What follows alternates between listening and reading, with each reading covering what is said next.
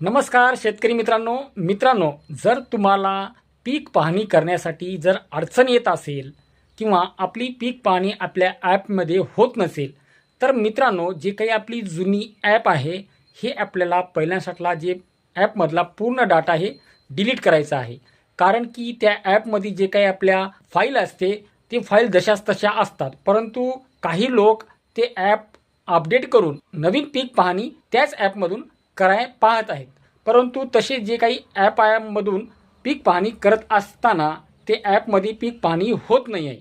तर मित्रांनो, आपल्याला पहिले त्या ॲपमधील पूर्ण डाटा आपल्याला फाईल डिलीट करायचे आहेत. डिलीट केल्यानंतर ते ॲप बी आपल्याला ऑन इन्स्टॉल करायचे आहे. ऑन इन्स्टॉल केल्यानंतर पुन्हा प्ले स्टोअरमध्ये जाऊन आपल्याला ॲप इन्स्टॉल करायचे आहे. इन्स्टॉल केल्यानंतर त्या ॲपमध्ये आपण नंतर पीक पाहणी करू शकतो. तर मित्रांनो, फार शेतकऱ्यांना हे पीक पाहणी करताना अडचण येत आहेत.